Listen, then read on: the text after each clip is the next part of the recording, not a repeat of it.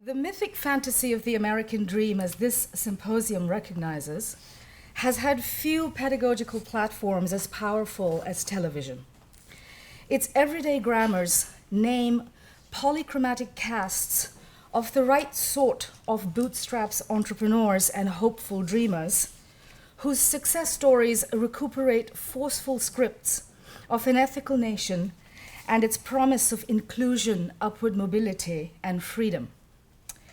Powerful precisely in their appearance as everyday harmless entertainment, these grammars serve to map and sort entire populations, identifying on the one hand those who are properly independent and aspiring in the context of massive shifts ongoing at the current moment in the meanings of work, sociality, and citizenship, and those, on the other hand, who can be named as unproductive, burdensome, and thus dangerous.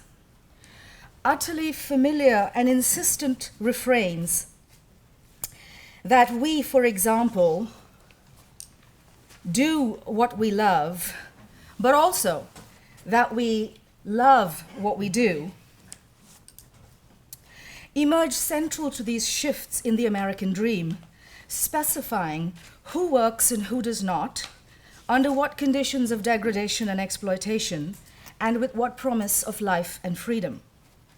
These are scripts, in other words, that cohere formidably raced, gendered, and classed modes of adjudication, specifying those who can be made to live, as well as those who can and indeed must be left to die. It is with these stakes in mind that my paper today considers the savage spate of recent police violence targeting unarmed African American men and women as a key signifying theater, a theater that marks and moderates fantasies of a so-called post-racial America, but which also, crucially, coheres key sites of neoliberal work, labor, risk, and survival. Drawing on themes I pursue in my current book, The Blacking Factory, Material Cultures and the Technologies of the Racial Self, I focus in particular on the shifting and keenly racial calculus of new modes of neoliberal work and the practices of the laboring self. Entangling what Sylvia Wynter terms, quote, modernity's fatal racial continuum, close quotes, recent episodes of anti-Black police violence bring to light key coordinates where the racial self is crafted, but also where she crafts herself. Encounters, that is, where Black abandonment, vulnerability, and indeed death emerge as just and necessary for the biopolitical governance of the population.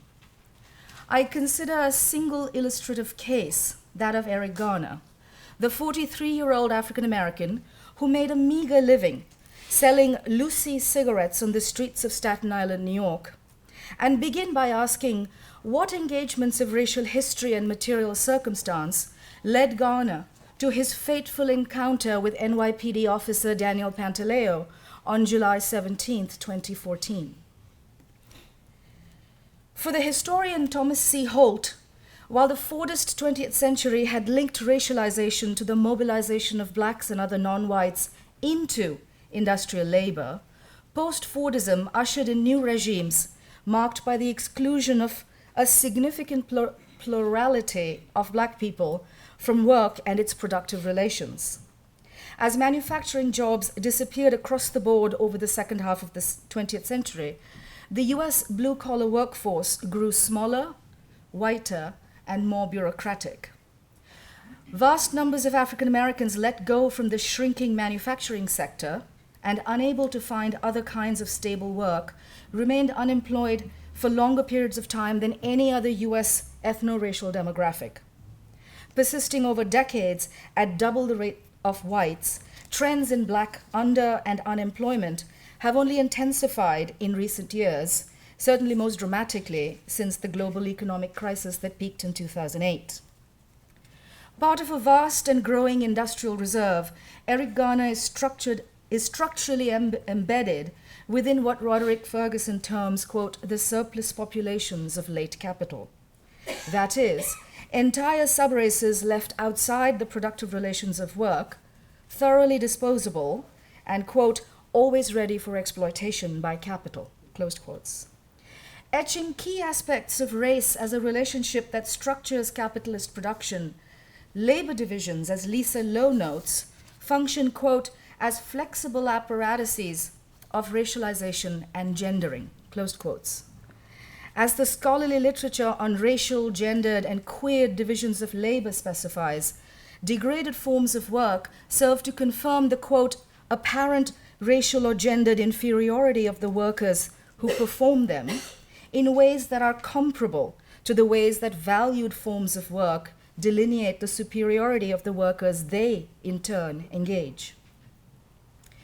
Enlisted thus within a labor force that is ordered not by skill or education, but instead by hierarchies of race, gender, and other forms of difference, Garner's conscription into improvised, unskilled, and utterly precarious modes of work powerfully shapes the meanings of blackness out of the value of work assigned to and calculated as best suited for black workers like him.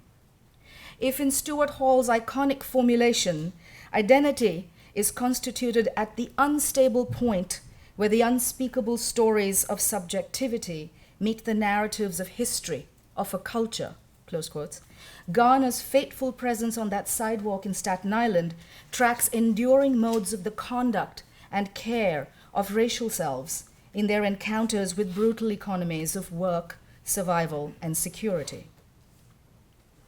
By the 1980s, left with little recourse against the market calculus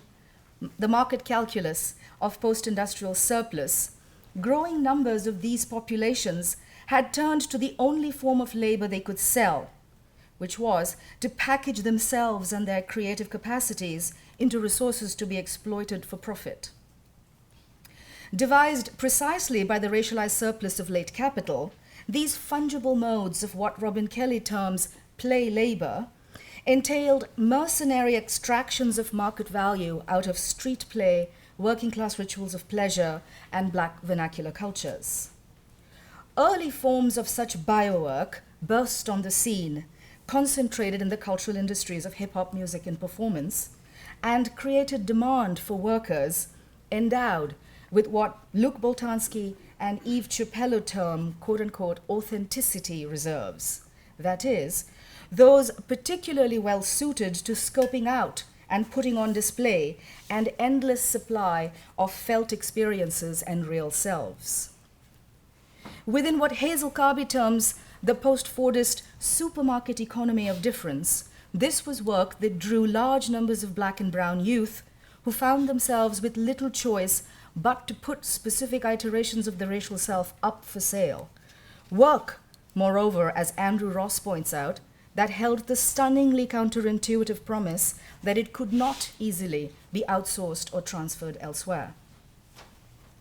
Ramsey Orta, the 22-year-old who recorded the brutal spectacle of Garner's death on his cell phone, and hours later sold the shocking footage to the New York Daily News, takes shape precisely within the racial coordinates of these shifts in modes of contemporary work and labor. The Garner video, if not the first that he recorded, then certainly the first he sold to a major news outlet, reflects the shifting relations of neoliberal labor, which characteristically must be ever vigilant in endeavor and thoroughly entrepreneurial in approach. Improvised and artisanal, sometimes compensated but often unremunerated, Orta's work travels alongside vast flows of self-directed and free DIY play labor. We can think about things like art productions, for example, including work by Hank Willis Thomas, particularly his two series Unbranded in 2008 and Rebranded in 2010. Or indeed, so that's another image, or indeed the 2001 artwork entitled Blackness for Sale, in which conceptual artists Mendy and Keith Obadike put Keith's blackness up for sale or for auction on eBay. So I don't know if you can see that, but it gives a fairly lengthy description of what Keith's blackness would entail, what it would get you, and what it would guarantee you, and so on and so forth. Completely tongue-in-cheek, obviously. The auction had been scheduled to stay open for 10 days, but was closed after 4 because the item was deemed, quote, inappropriate for listing, closed quotes. Engaging modes of market value that capitalize on black embodiments of brand distinction. We can think about Aunt Jemima, Uncle Ben, as well as their contemporary iterations in Michael Jordan and Oprah Winfrey. Obadike's auction received 12 bids, the highest at $152.50. The auction also drew a range of tongue-in-cheek questions, heavy with historical significance and irony, about the shipping costs of blackness and whether once acquired, such blackness could later be removed or shed. Orta's video likewise reproduces what Valerie Smith has historicized as the documentary impulse, long characteristic of black and other marginal cinemas. It trades in modes of counter-surveillance, that is, of bearing witness, of seeing and not forgetting, of looking back and otherwise. Pioneered by media collectives like Witness and Copwatch, these are modes of looking associated with guerrilla videographers from media collectives like DocuBlock and the Los Angeles Community Action Network, and with films like Jacob Lawrence's These Streets Are Watching in 2008 and Ryan Coogler's Fruitvale Station in 2013. Iconic in this mode, of course, is the 12-minute citizen journalist video shot by George Holliday from the balcony of his apartment of the late-night beating in March 1991 of black construction worker Rodney King by LAPD officers, which would, a year later, confer its incendiary optic surplus to sparking massive street rebellions in Los Angeles. After all, 4 officers involved were acquitted by an all-white jury. Powerful in their capacities to enrage and inflame, as well as to shame, satirize, and make mischief, Orta's video is one among hundreds of such media productions traveling the viral networks of Black Twitter, Tumblr, and so on. The briefest perusal of any of these platforms reveals vast repertoires of such images, including, for example, and I should have said this, but the images are very disturbing, so just a trigger warning for anybody who needs to leave. Cell phone video captured by the motorist David Diaz of the July 2014 roadside beating of 51-year-old Marlene Pinnock by California Highway Patrol officer Daniel Andrew, or footage recorded by white teenager Brandon Brooks in June 2015 showing 15-year-old Dejera Becton dragged and beaten by police officer Eric Casebold at a pool party in McKinney, Texas, or cell phone video shot by several different videos shot by several students in a Columbia, South Carolina classroom in October 2015 of Sheriff's Deputy Ben Fields body slamming a 15-year-old black female student. Many, I imagine, are well familiar with a series of other images that I'll just go through really quickly here. I want to suggest that these are all part of a sort of assembly line of labor, of media or cultural labor that must be organized, that people volunteer for any longer in certain ways. So this is the My NYPD Twitter call. Does anybody know this? NYPD put out this call. Do you have a photo with a member of the cops? Tweet us and tag it, right? And people are laughing, so you know what they got in response. You might not have known this, but the NYPD can help you with that kink in your neck. Is this the one your public relations people wanted? Here the NYPD engages with its community members, changing hearts and minds one baton at a time. Then online campaigns like this, that's obviously Michael Brown. This is the If They Gun Me Down Twitter campaign. They'd say I was a thug. And then a series of, I want to think of these things as sort of contemporary media labor, right? So the I2M Harvard campaign, bet you wish you were white like the rest of us. This is I2M NYU. I have a name and it's not the black one. USC, just because I'm an African American at USC doesn't mean I'm an athlete. And this is Fordham. The limited representation of my race in your classroom does not make me the voice of all black people. I like that one.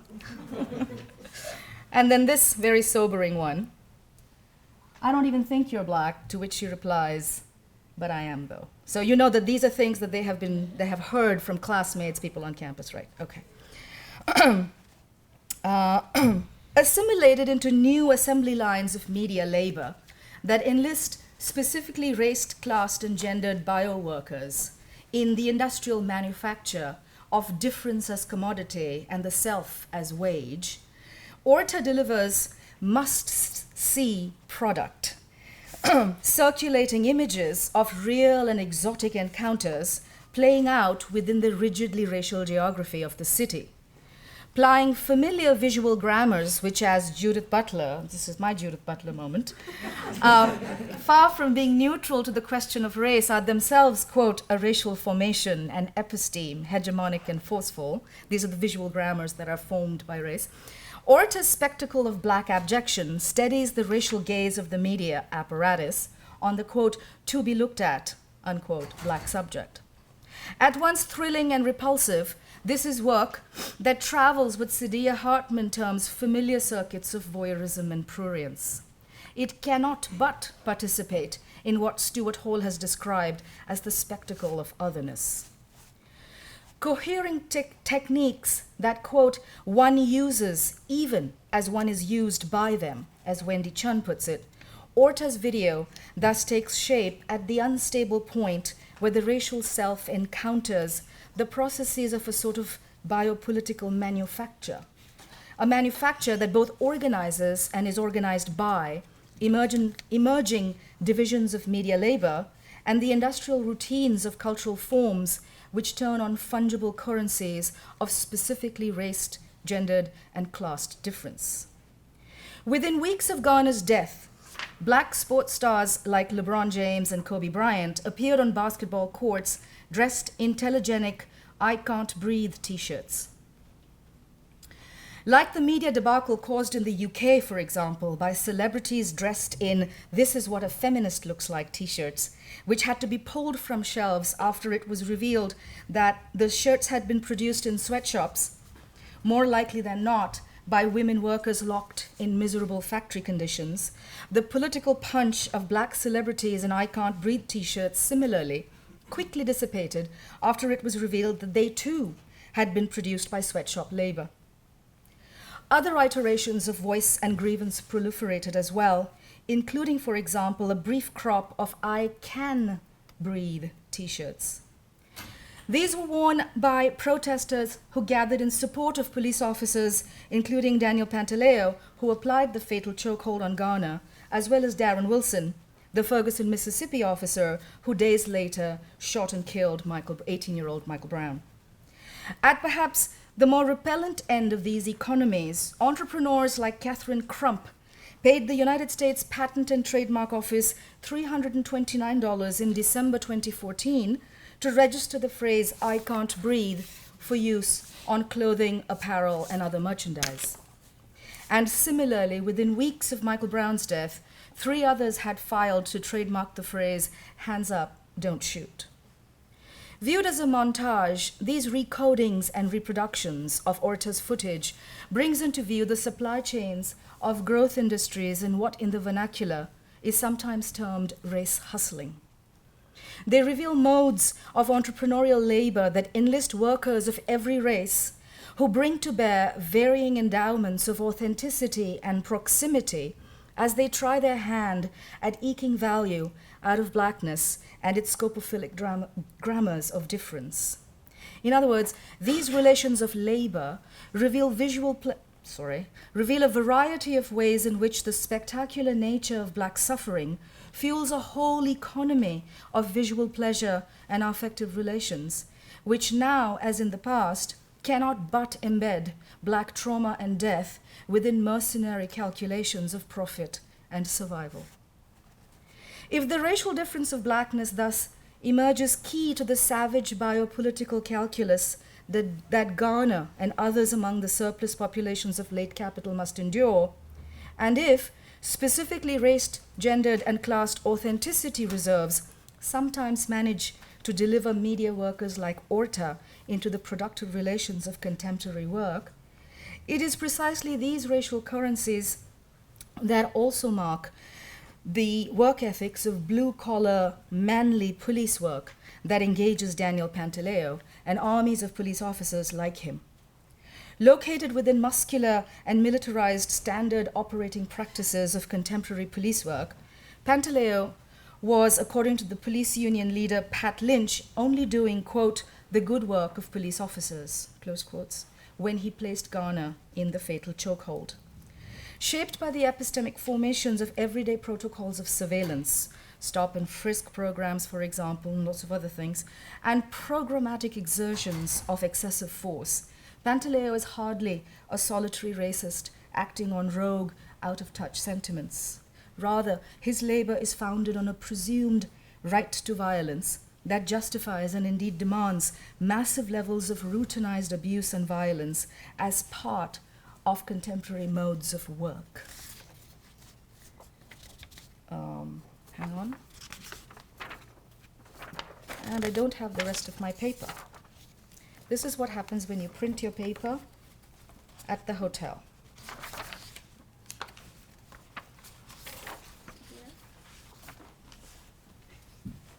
Wonderful. Let's see. No, it hasn't printed it. Well, I'm going to stop there because I was going to end by connecting Pantaleo to discourage us from thinking about Pantaleo as acting alone or acting outside of the structural conditions of labor formations of the current moment in time, and to connect that with a vast apparatus of surveillance and assessment that has something to do with the notion of the racial profile and specific histories going back to the period of enslavement, Tuskegee experiments, moving passes, so on and so forth. And my point essentially being that the racial difference of Blackness and its particular market values provide not just working class Black people, but white cops, as well as a whole edifice of surveillance, high-tech, biotech, and other forms of surveillance, with the means to make profit, to make revenue as a growth industry in contemporary American neoliberal economies. That's it. I'm so sorry. I don't have the last couple of pages of my paper with me, so thank you.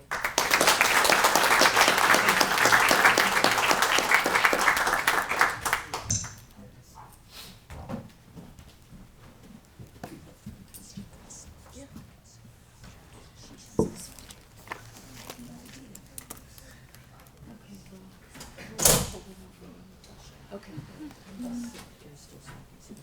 Oh, you need to. Oh, thank you.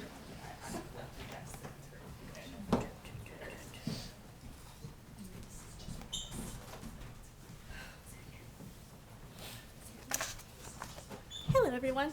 So, yes, I changed my title at the last minute. It is now, diverse is in quotation instead of post-racial, but we can still talk about the post-racial in the Q&A.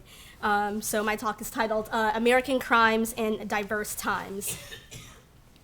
From Trayvon Martin to Laquan McDonald, the past 3 years in the United States have seen an unprecedented amount of public attention and outcry over incidents of anti-Black violence, and especially as such violence is committed through acts of police brutality. Protests around the country incited by the 2014 murder of unarmed African-American Michael Brown by white police officer Darren Wilson in Ferguson, Missouri, captured a nation in racial turmoil. Occurring at the same time last year, yet far removed from the social unrest in Ferguson, Hollywood was in the middle of production for the ABC network series American Crime. Created by John Ridley, the Oscar-winning screenwriter of Steve McQueen's Academy Award Best Picture 12 Years a Slave, American Crime follows a multicultural ensemble of characters and their navigation of race relations in Modesto, California during the aftermath of the murder of a Caucasian male for which an African-American man is charged. During the initial development of the program, Ridley recounts executive producer Michael McDonnell approaching him to create a, quote, bold project, quote, in the wake of Trayvon Martin, unquote. The call to option a drama series that is in part inspired by Martin's slaying and George Zimmerman's acquittal for the murder highlights the increasing lucrativeness of violent racialized national events for economies of popular media. However, unlike the more general ripped from the headlines gimmick perfected by formulaic TV procedurals, the pursuit of boldness reflects the entertainment industry's move towards cultivating a televisual landscape in which programming boundaries are pushed to their limits in both content and form. As ABC Entertainment President Paul Lee suggests, least objectionable programming is dead. I argue that the aim for network television to be conceptually provocative comes to be aligned with current industry imperatives to promote diversity in both on and off-screen creative talent. Such diversity is verified by the extent to which these initiatives incite audience engagement, as evidenced through ratings, with innovative programming that makes a political statement about American civil rights broadly conceived. American Crime satisfies this diversity element at the same time that the show exemplifies a renewed interest in what has been termed television's turn towards relevance, through an emphasis on racial conflict and antagonism in the 21st century. So in this paper, I examined the relationship between the discourse of relevance and diversity as they are deployed across the history of the television industry. I provide a close reading of American Crime as a complex multicultural text that is engaged in a critique of social injustice in order to suggest how the television series, both through its content and form, organizes an affective economy of hate as a means to address anti-Black violence as a national problem in the United States. The US television industry's discourse of relevance emerged during the 1970s with programming on broadcast network CBS, which capitalized on the political climate of unrest associated with the civil rights movement, the Vietnam War, and a youth counterculture's newfound expressions of liberalism. Specifically, the canon of Norman Lear sitcoms, including All in the Family, addressed topical issues concerning race, class, and gender with a frankness that appealed to a wide audience. It was race as the primary category of difference that propelled television's attentiveness to social justice and desire for broader cultural impact. Kirsten Marth Lentz states that in contrast to the discourse of quality programming, which she argues was then predicated on the politics of the signifier connected to representations of feminism, relevancy programming operated according to a politics of the referent that focused on representations of race. Quite paradoxically, such television programs that emphasize race relations seemed intent to move beyond mere representation through an attempt to ground the image in the referential and a, quote, fantasy of unmediated access to the real, unquote. How is the discourse of relevance transformed and updated to accommodate the marketable rhetoric of diversity in the contemporary moment? I want to preliminarily suggest that while in the past, relevancy was ascribed to television shows dealing with race that approximated verisimilitude in program form and content manifested on screen as representation, diversity operates first and foremost behind the scenes. In other words, it exists by virtue of off-screen racially diverse creative talent, primarily writers and producers, and then believed to appear on screen organically, registering as experiential truth. Broadcast network ABC is reported to be at the forefront of the recent spurt of broadcast television offerings of programs that include more racially and ethnically diverse backstage creative talent. Branded as the network that is smart with heart, it's an awful logo, ABC publicizes employing showrunners that reflect changing audience demographics.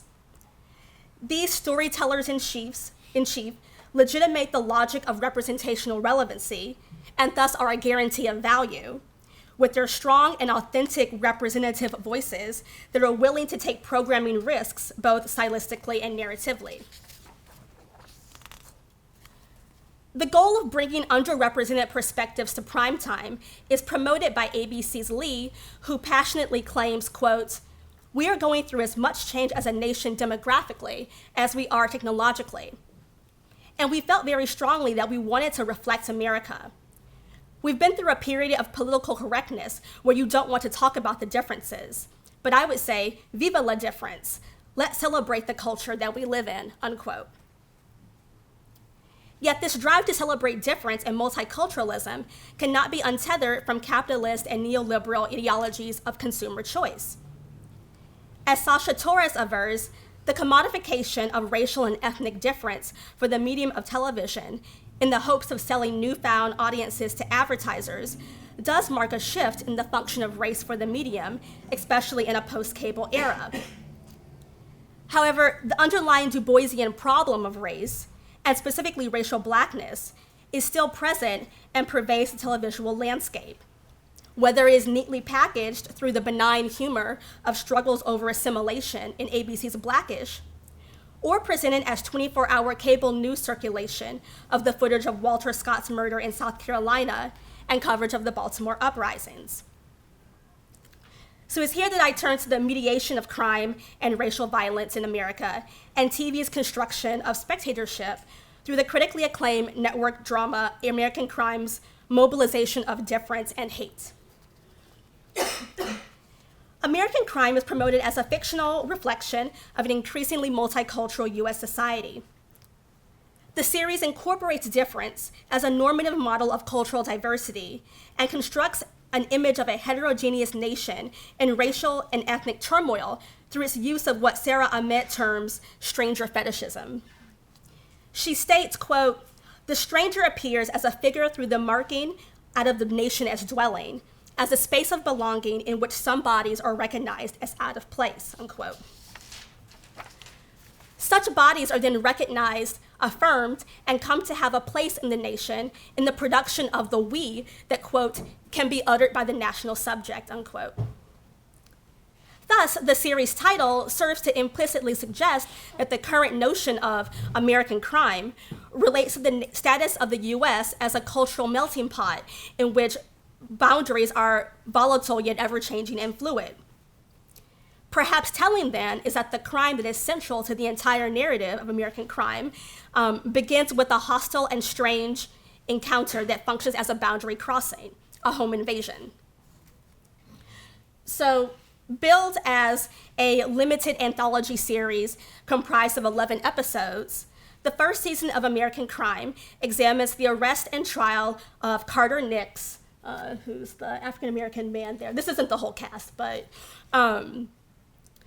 the arrest and trial of Carter Nix for the murder of Iraq War veteran Matt Skokie and the physical assault of his wife Gwen from a variety of character perspectives. There is Aaliyah Shadid, Carter's estranged sister, who has converted to Islam and committed to fighting for her brother's freedom. Aubrey Taylor, Carter's addict white girlfriend, who unconditionally yet recklessly supports him as she also struggles to deal with her own personal demons. Hector Tonts, the undocumented Mexican immigrant who becomes the prosecution's star witness so that he will not be extradited to Sinaloa, where he was charged with murder due to involvement in the cartel. And Barb Hanlon, Matt's grieving mother who seeks justice for her son's death.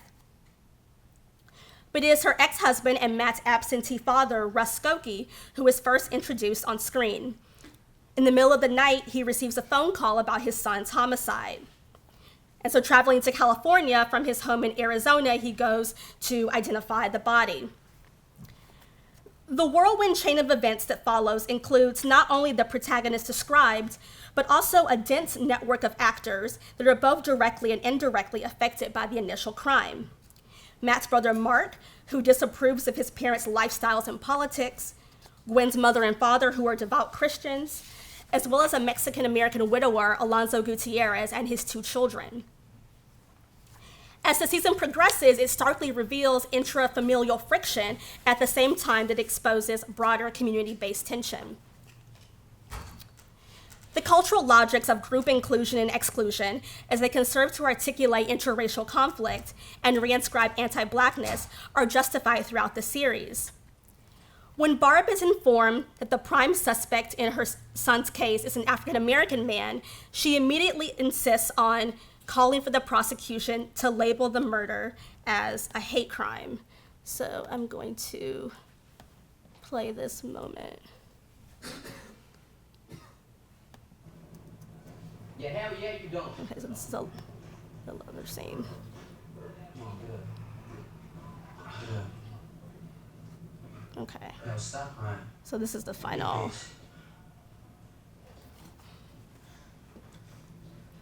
For everyone in this office, your son's case is a priority, from the district attorney himself to all his deputies. Thank you. Our only goal is a conviction. Thank you. This is about more than a murder conviction to me. Ms. Hamlin asked her organization to help her advocate for her son and his wife. We believe special circumstances need to be added to the charge. Well, special circumstances are automatic. Murder in the course of a robbery. No. My son's murder wasn't just about a robbery. My son was targeted because of his race. Okay. This is from the arrest report. One of the co-conspirators made a statement that the killer said, "I have a score to settle with a white dude." That's an identifier. It'd be a challenge to use that to prove bias. The shooter was arrested for assault a year ago, a fight in the bar. The victim was white. In the altercation, he's quoted as saying to the victim, "You white, I'm not going to use the word, you white B, I'm going to kill you." He also screamed in the bar, "All you white MFs need to go." And that's more than an identifier. What he said are provocative statements, absolutely. But they don't rise to the level of a bias-motivated crime. He said he hates white people. He said whites need to die. Then he killed a white person. What else does he have to do? The connection's circumstantial. If a white person said he hated blacks, then shot a black, you know you would charge him with a hate crime. You know it. So one rule for them, one rule for us. We don't deserve to be treated equal? In terms of strategy, we want to be careful not to appear overzealous. Overzealous to who? I haven't buried my son yet. His wife's still in the hospital, so I don't see how you could be zealous enough. When we said we were ready to advocate, we meant it publicly. That's crap. If you're threatening to start Rich, banging the I've drum been in this because office we don't dozens of fall in times. the I'm line. not pushing for anything that I haven't before. A bias-motivated crime is a crime against the community. Nancy, I know how the law reads. That man needs to be convicted for what he did to us. That's the message you need to send.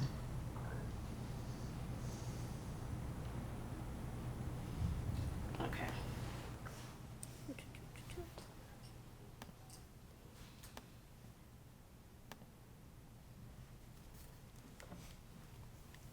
In the clip, Barb's lack of knowledge about how structural racism works is epitomized by her cloaked accusation of reverse racism as she challenges whether equal treatment for white people exists in the eyes of the law. At this point in the series, very little detail is known about what occurred at the scene of the crime. Therefore, what is curious about this exchange is not only the clear assumption of Carter's guilt, but also the lack of clarity in ascertaining whether Barb's utterances that recount his alleged language could be real or are simply her own projections emerging from perceived threat. Nevertheless, the attempt to assign the legal and political category of hate crime to the case does important narrative work as Barb ultimately succeeds in getting the county to add the special charge against Carter, which fuels anti-Black sentiment throughout the city. Additionally, her final remark in the scene, quote, "That man needs to be convicted for what he did to us. That's the message you need to send," unquote, crucially emphasizes the role of communication in articulating race-related grievances as they intersect with the affective economy of hate. The notion put forth by Ahmed that hate mediates the relationship between the psychic and the social is salient as it reflects how emotions are forms of attachment across space, namely the space of the self as it encounters the space of an other. There's an immediacy inherent to Ahmad's understanding of how hate circulates betwixt and between bodily and social spaces. The televisual space that American Crime constructs allows for an interrogation of how spectatorial identification as a form of affective alignment operates along such lines of hate within the series through its mode of address. In discussing how he conceptualizes entertainment, show creator John Ridley offers popular art as a, quote, apparatus for delivering feelings. In this way, the medium stimulates or it incites emotion and sort of audience reaction. It resonates through the screen presence, and this is seen through the aesthetic of the program. So I'm going to show a few shots of the actual sort of way the show is sort of produced. And what's interesting about this, and it's hard to articulate when you're not sort of actually watching the scenes because of the rhythm and pacing of them, but what's interesting that if you sort of look at the ways in which it's framed in terms of the blocking of the performers, as well as the sort of framing of the shots, primarily with figures of authority, right? You always sort of see, you don't see them, right? Or you only see they're kind of obstructed. There's a lot of moments in the show where, here's another moment, where Barb is talking to her other son. There are a lot of moments in the show in which there's sort of off-screen, we're always wondering what there is in off-screen space in terms of the ways in which the voice is operating, right? So it creates this kind of unique viewing experience that is all about sort of questions of perspective, what's in your periphery, what's in your line of vision. And the show sort of also makes this kind of point to refuse the shot reverse shot.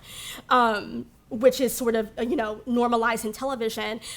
So it creates this kind of alienation for the spectator and sort of limits to the frame and what we can see and know in this kind of mode of sort of confrontation.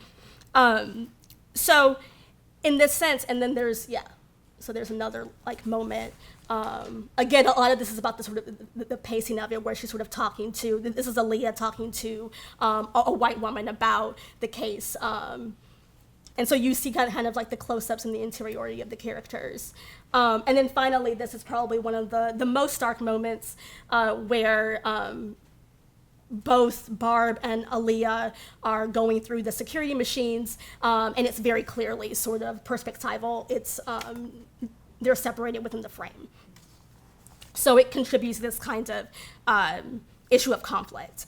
So though there are these kinds of moments in which this sort of separation is sort of really produced, there's a way in which the characters of Aubrey and Carter are the ones that sort of, represent a kind of interracial, integrationist model of living. And so here's a moment where they're in the bed and kind of gazing at this collage that they've created of other interracial couples from sort of marketing and advertisement. And so here I'm interested in this sort of fantasy that sort of Carter and Aubrey construct and sort of envelop themselves in these advertisements as a kind of simulation of a sort of future interracial kind of imagined, lovely sort of moment. And so in terms of that, there's another photo, and this is a photo that circulates throughout the show that Carter and Aubrey ends up kind of really grabbing hold to in terms of their sort of fantasies of what their relationship could look like. And so I'm really interested in sort of the ways in which this kind of intense love that sort of, promotes this kind of simulacral realism of what will be is set in contrast to the ways in which the show articulates hate. So I'm gonna go back to this. So this moment in episode 8, sorry, I'm spoiling the whole show for you all. So here is, this is when Carter's trial is about to begin, and his sister has decided to get together her temple and other supporters to have a rally. And so I'm gonna show this part. In the name of Allah, the beneficent, the merciful. Everyone needs to fill out a form. We need your full name and an emergency contact. Praise be to the Lord of the universe who created us. Rally marshals are wearing red armbands. If you have any questions, ask them. Listen to their instructions. And made us into tribes and nations. Lieutenant Wilson, Modesto SWAT, what do we got? We've got an unpermitted assembly. That we may know each other. See, we've got marked units out here. We've got our mounted patrol. Not despise each other. Separation is equal. Separation is beautiful. We want what you want. To live our lives. If the enemy inclines toward peace, do thou also incline towards peace. Remember, the lowest force possible today. You don't want to mess with one. Go home. And trust in God, for the Lord is one who hears and knows all things. Troublemaking and property damage will not be tolerated. And the servants of God, most gracious, are those who walk the earth in humility. And when we address them, So right now we're here for containment needed. we say, peace.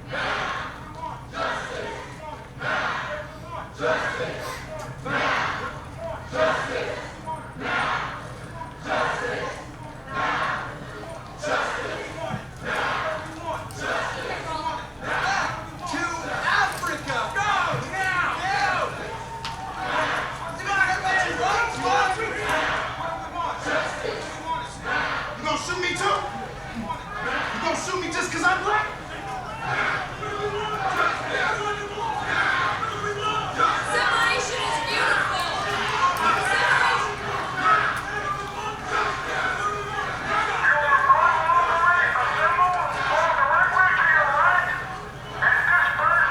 We have a right to be here. Justice for Carter Nix. Justice for Carter Nix. This is not a violent demonstration. This is a demonstration.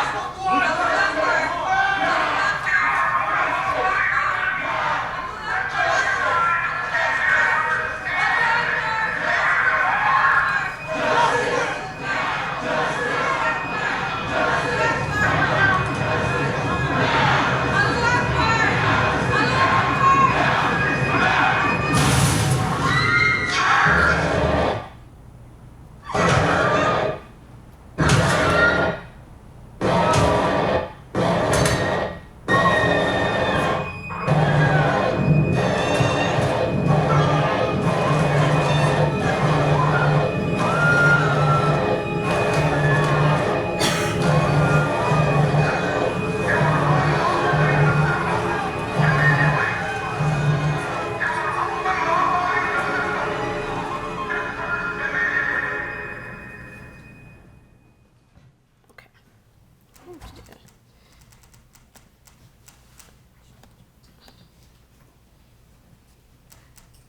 Okay, so again, so coming from this sort of like moment of fantasy of integration and this kind of interracial love, we see this sort of contrast with this sort of protest moment in terms of relations of hate, right? And sort of thinking through these issues of sort of fantasy in relation to sort of reality, right?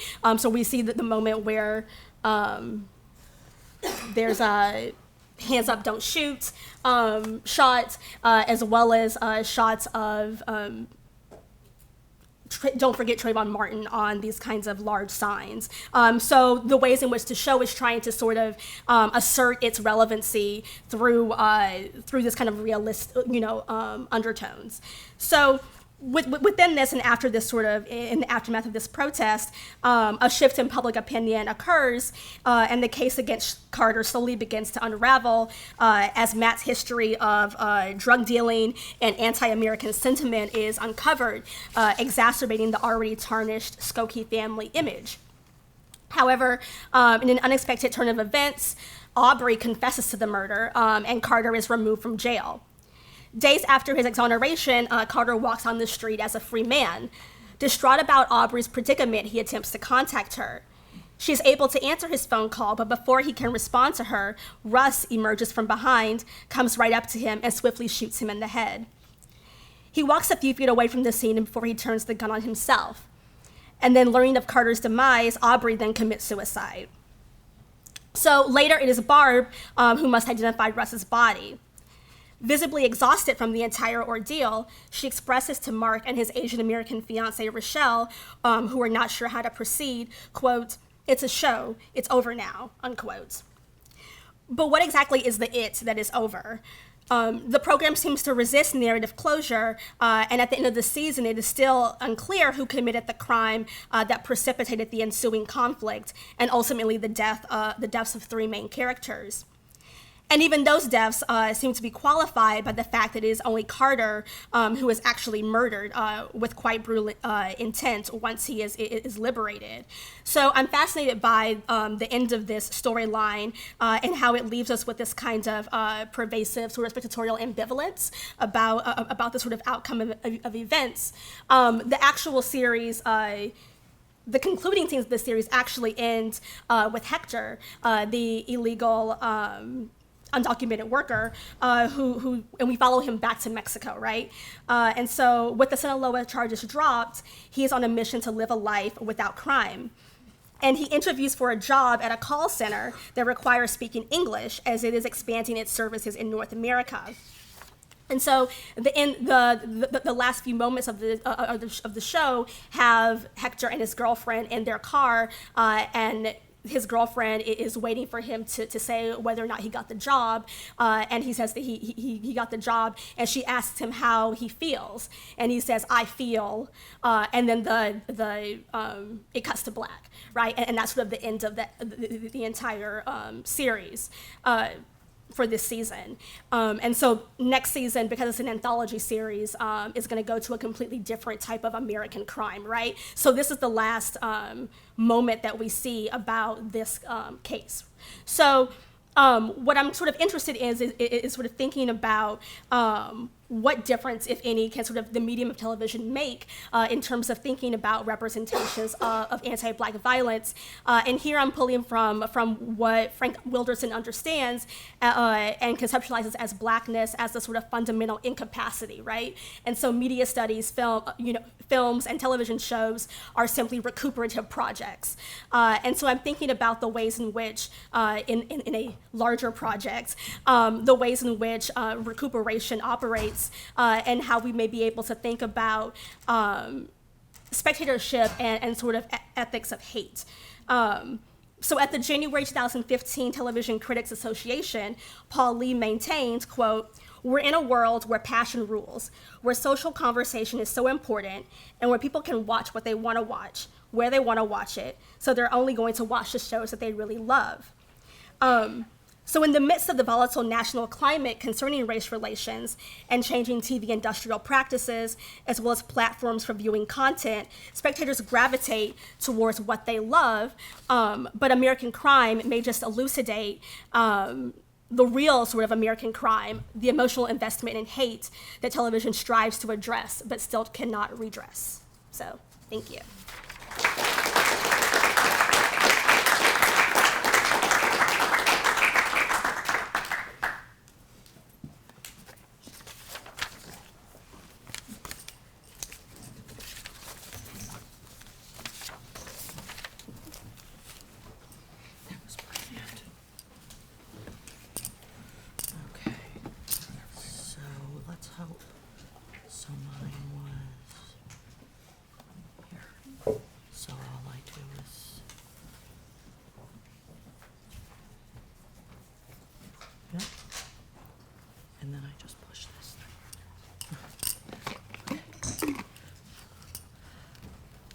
First of all, let me thank everybody for making it this long through the symposium, and let me thank all my fellow speakers. You guys were all totally brilliant.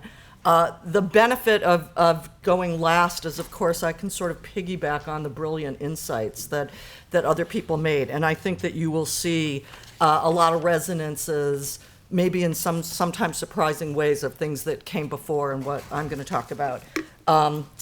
I also should warn you, I have a very insane, I think, PowerPoint. Okay. So, let me just move these things so I can touch this screen.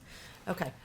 In the fall of 2013, just months after the start of Barack Obama's second term as U.S. president, the fantasy program Sleepy Hollow debuted on the Fox network.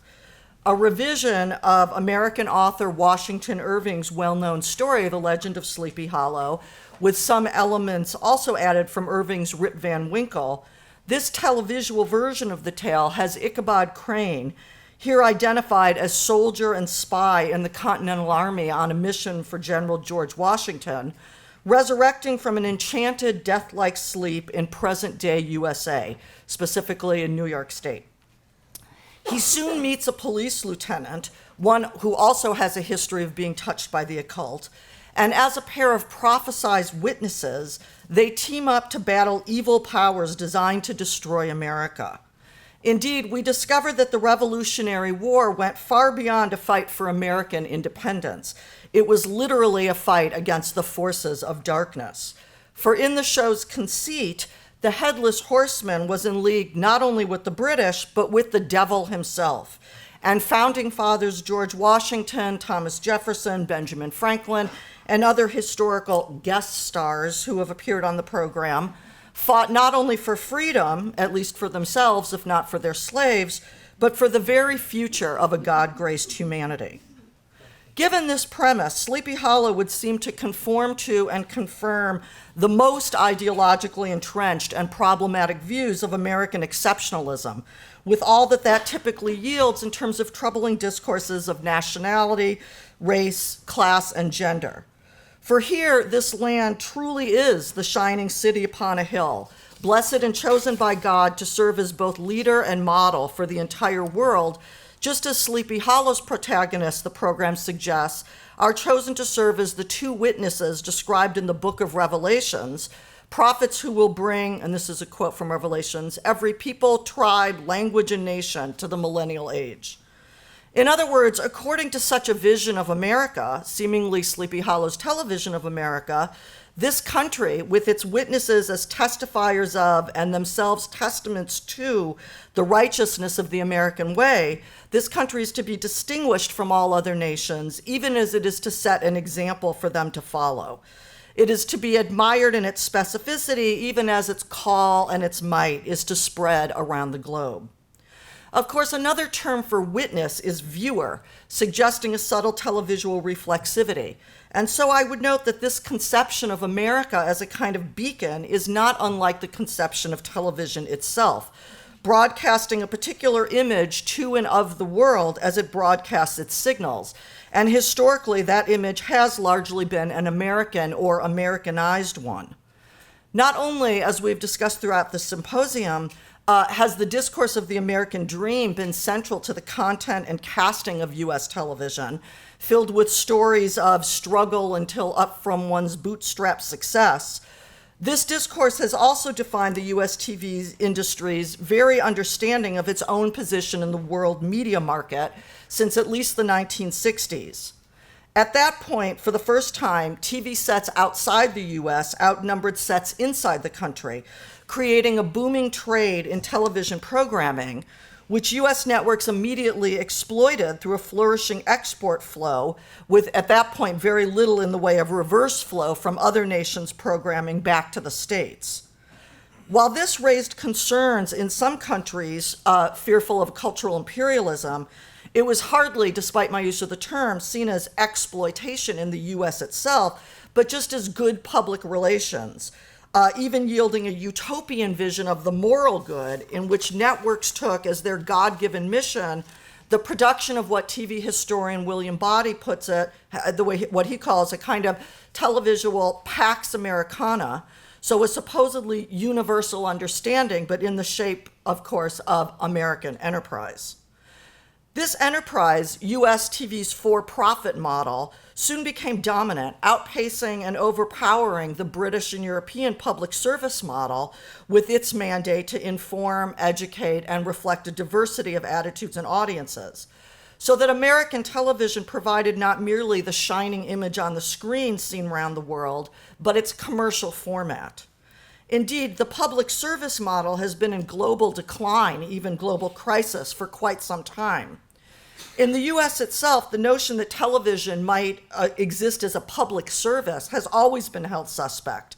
This might not be at quite the level of The American Way versus The Servants of Evil that Sleepy Hollow narrates, although some American conservatives see any support for public broadcasting as a demonic betrayal of sacred free market principles.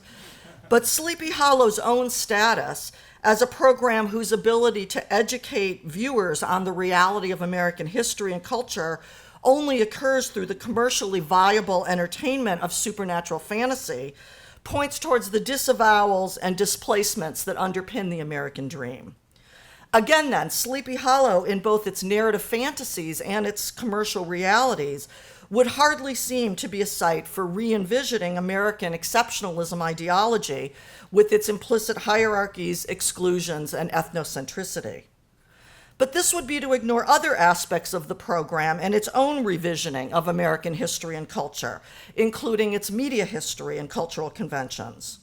Most notably, Sleepy Hollow's co-lead, Police Lieutenant Mills, is an African-American woman, played by Nicole Beharie, and so the buddy team of Ichabod Crane and Abby Mills is one defined by racial, gender, and historical difference. In fact, the first thing that Ichabod Crane, played by Tom Meissen, says and does upon meeting Abby Mills is to wonder how it is that she's not enslaved, while also, of course, asserting that he personally has always been against the institution of slavery. As that comment suggests, Ichabod must struggle to adjust to the new realities of life in the 21st century, which involve for him learning how to watch TV and use a cell phone as much as having to deal with free blacks and liberated women.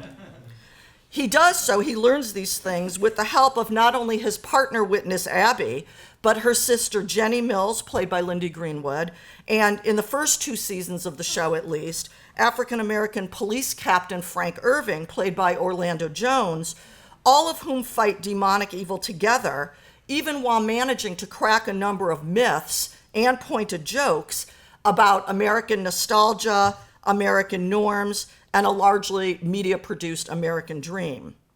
In one episode, for example, all 3 of these African-American characters disabuse Crane of his hero worship of Thomas Jefferson. By the way, he was a scumbag when it came to slavery. Sally Hemings, 6 kids, just FYI, Abby states, with today's pop culture slang eliciting almost as much of a confused reaction from Ichabod as the revelations regarding race and sex. In this way, the program both relies on and revises received discourses of U.S. history, including those that we've received from TV itself.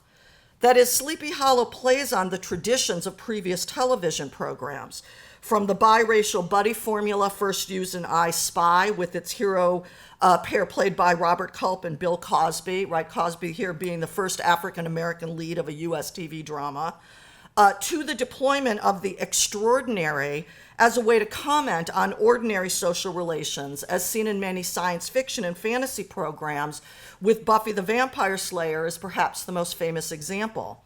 That program literalized the everyday worldly problems facing youth into otherworldly supernatural phenomena, using the ensuing mix of realism, comedy, and fantasy as a mode of parodic critique.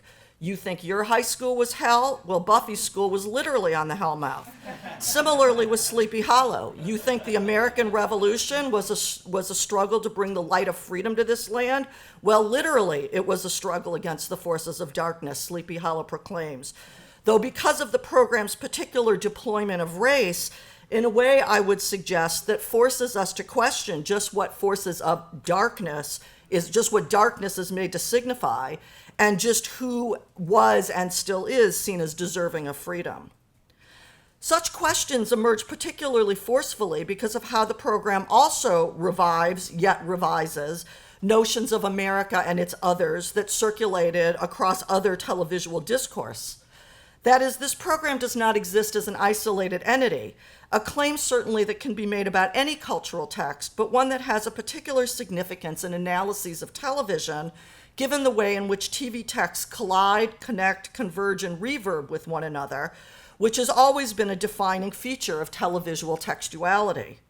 This, in fact, is the argument of what might be considered to be the founding moment of televisual studies, or the argument of the founding moment, which is British cultural studies Raymond Williams' 1973 discussion of what he called TV flow, the process by which text and the broadcast stream interrupt, intersect, and interact with one another, yielding a particular logic and a peculiar logic of television, an imbrication of sameness and difference, the ordinary and the unusual, the ongoing and the disruptive, the historically continuous and the momentary break, with then implications for the ways in which we understand the worlds of TV, including, importantly, our own real world. Of course, as we are reminded by all the media options that have emerged since the time of Raymond Williams' analysis, today we're no longer held captive to the broadcast stream. And so some scholars have argued that the notion of TV flow is outdated. But I would argue the reverse.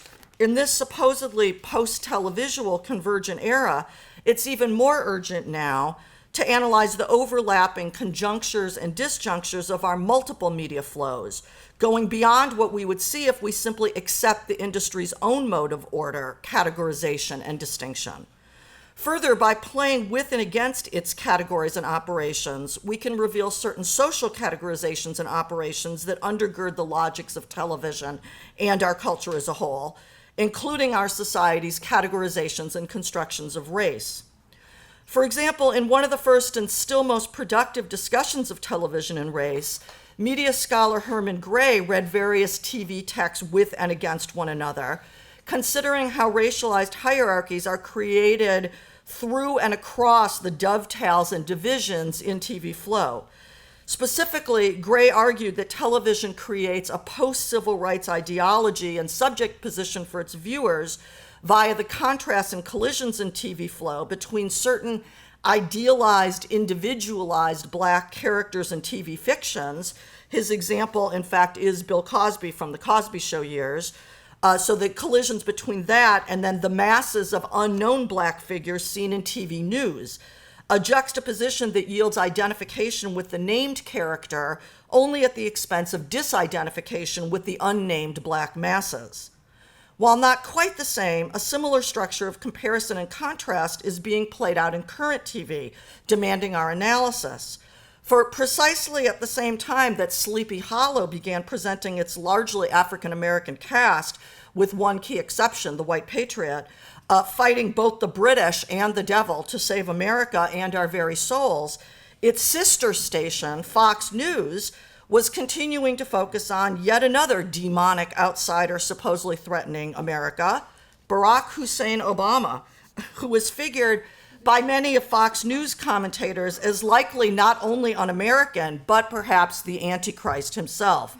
Again, in the eyes of some of right-wing media personalities, literally, right? So that was presented as a literal theory on Fox News. The racialized hostility in the questioning of Obama's nationality, is he a US citizen or secretly a foreigner? Religion, is he a Christian or secretly a Muslim? Even humanity, is he a man or is he secretly a demon? Obviously belies the supposedly post-racial status of the era in a way that I claim might be fruitfully compared to the similarly pre- and post-civil rights discourse found in the contemporaneous fictional program Sleepy Hollow, with its historical hero steeped in 18th century understandings or misunderstandings of race, even while we, the viewers, are assured that even if he's unique among his cohorts, he was always opposed to that racism. So he's both pre and sort of post-civil rights at the same time. Sleepy Hollow is just one of several Obama-era programs to fictionalize American history, including, for example, HBO's John Adams and AMC's Turn, both also focused on the Revolutionary period, or even FX's American Horror Story Coven, with part of its story involving a slave owner in the early 19th century. Yet Sleepy Hollow is, I believe, particularly interesting for its sustained treatment of race and gender in American history, even if, or maybe especially because, that sustained treatment occurs through a supernatural rather than, as in some of these other programs, a naturalist realism. In fact, it's this that allows the program to critique the naturalization of the ideology of American exceptionalism, even as it appears to endorse it. Further, the program self-consciously ties this critique to media operations themselves, both in its stories, in which Ichabod Crane is schooled about race and gender in concert with, and often directly via being schooled about today's media devices, and in its very modes of production, which call attention to media norms through its play with TV conventions.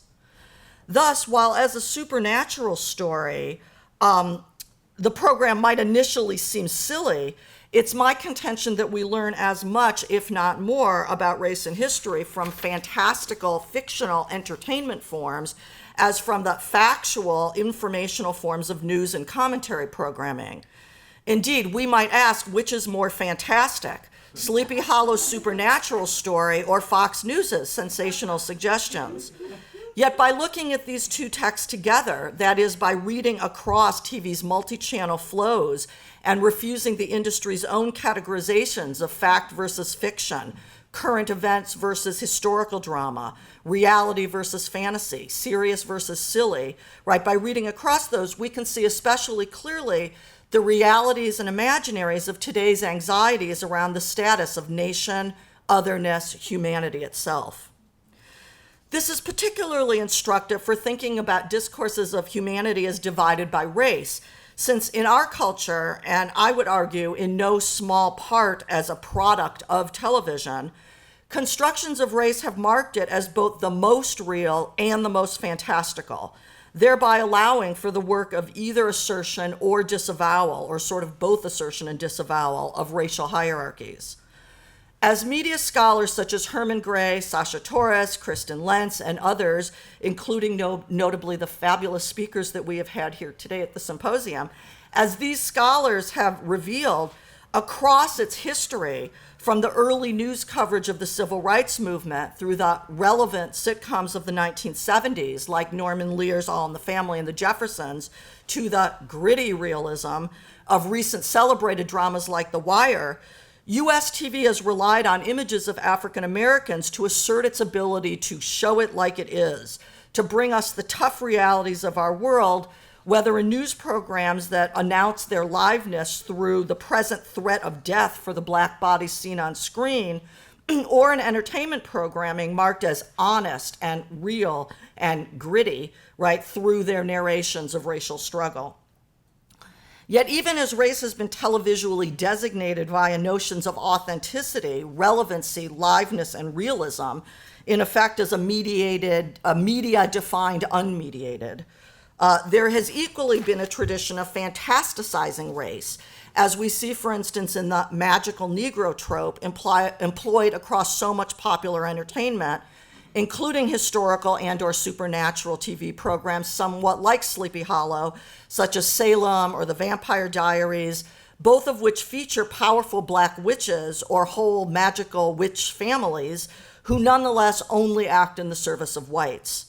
Indeed, this is precisely what the magical Negro trope offers, a way to create seemingly positive, strong surface images while still maintaining deeper narrative structures that position blacks as subordinate to or merely functioning in the interests of the white characters who are given much more narratively central roles.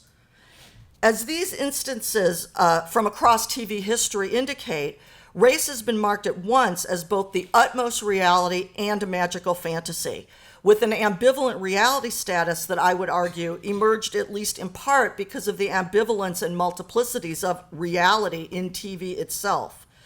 This in turn has created impasses in attempts adequately to deal with race, history, politics, and media. For example, I think it's led to the absurd reversals today in which one media figure calling another one out as racist is condemned as worse than actually being racist, because calling one out as racist purports to announce to the world who someone really is, whereas racism itself is presented as having an uncertain, externalized, perhaps fantastical reality status. Yet there may also be possibilities yielded by the multiplicities of realities and realisms, naturalisms and supernaturalisms, facts and fantasies, which audiences deploy in their TV viewing strategies, even if theorists have not yet accounted for quite how this works.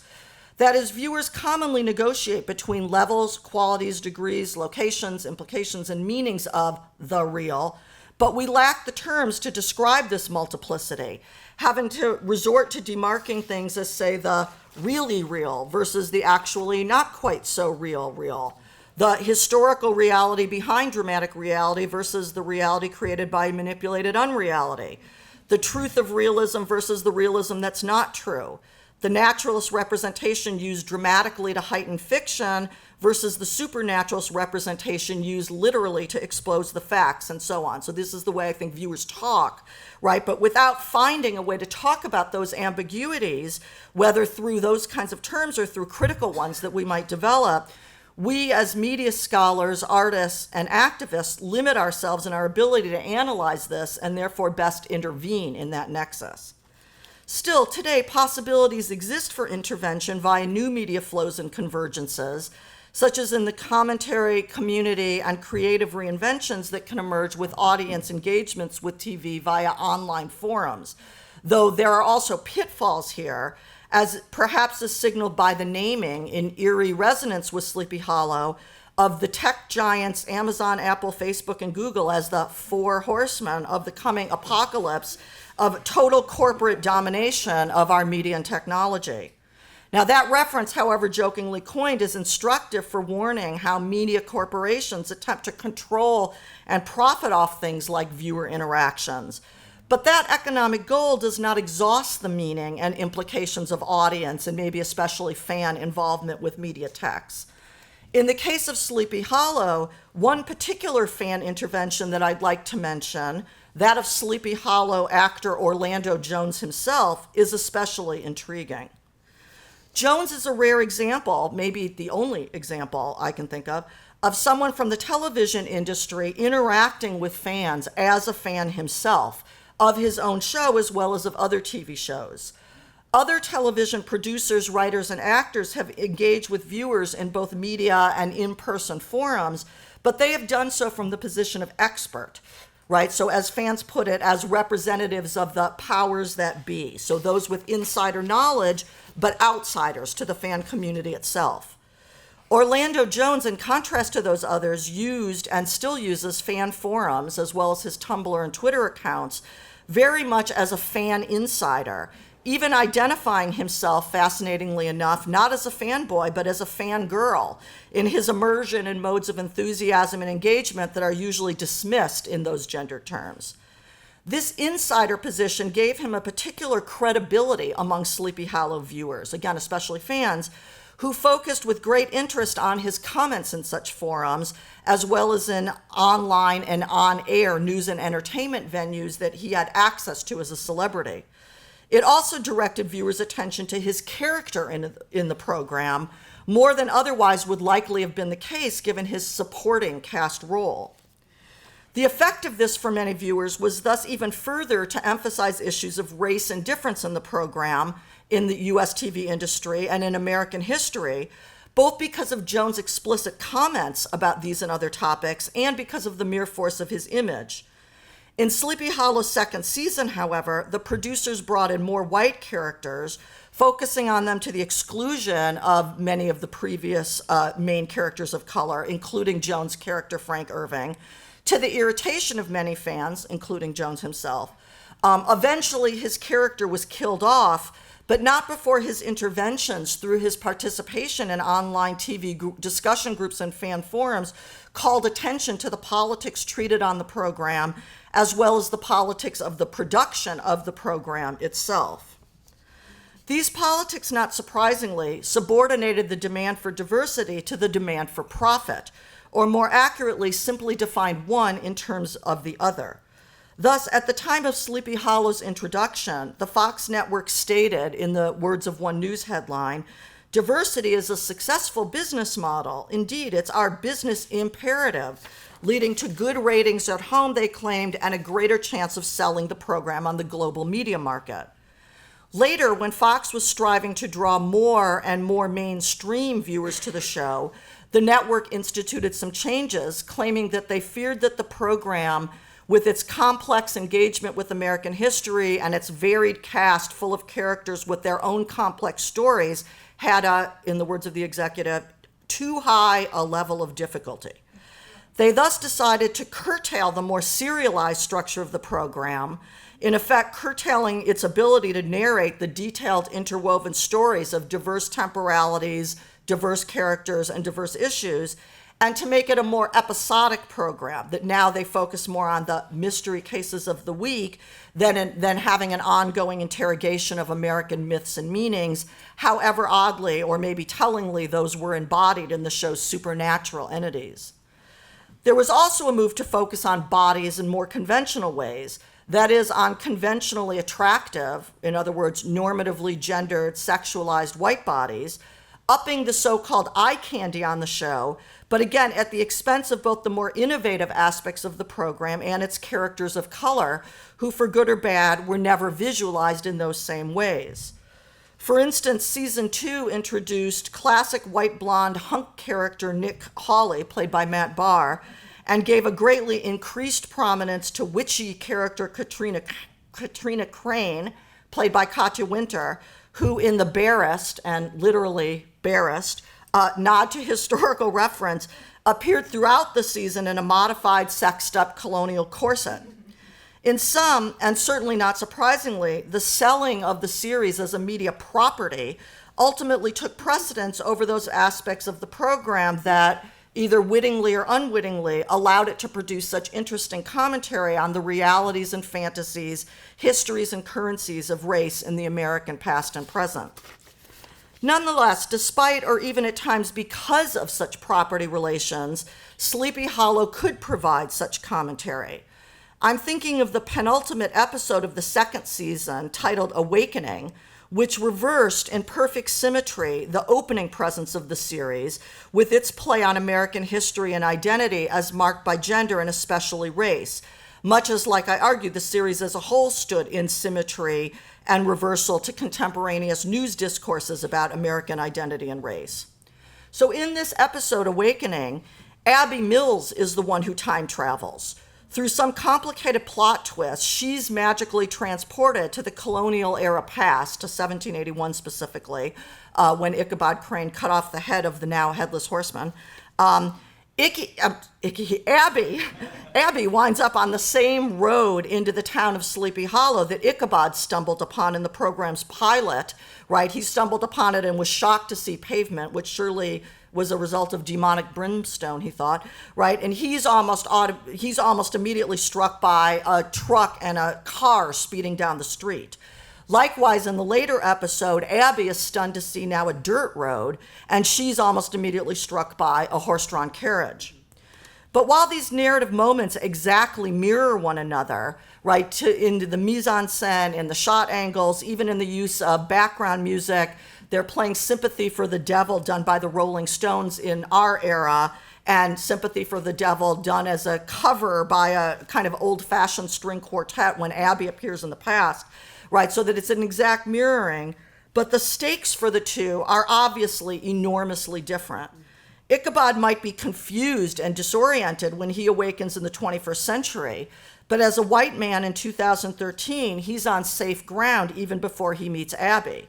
As a black woman in 1781, 46 years before slavery was completely abolished in New York State, Abby faces far different dangers. Upon reaching the town of Sleepy Hollow, she's immediately asked for her papers, labeled a fugitive, threatened, and shackled. This is wrong on so many levels, Abby exclaims, forcing the audience into an awareness of the historical realities of an America in which someone like Abby herself was considered property. So let me just show a couple quick clips of those, very short, to show you these parallels. So this is from the pilot, after Ichabod wakes up.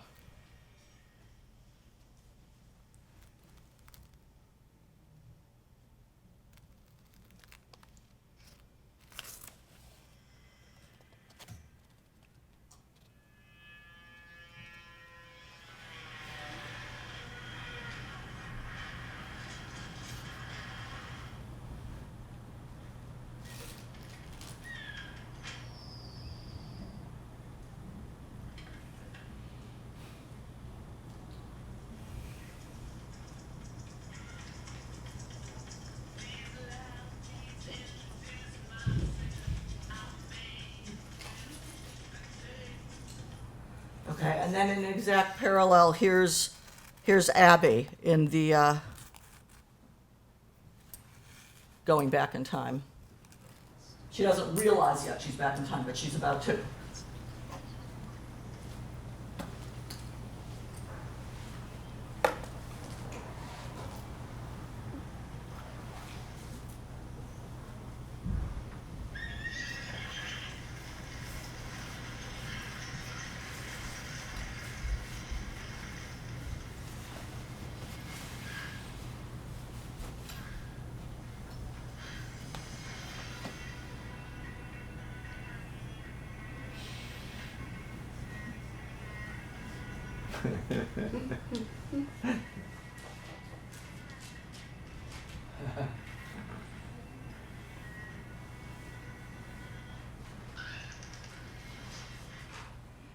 And then the next one is, here's what happens when Abby actually gets to town.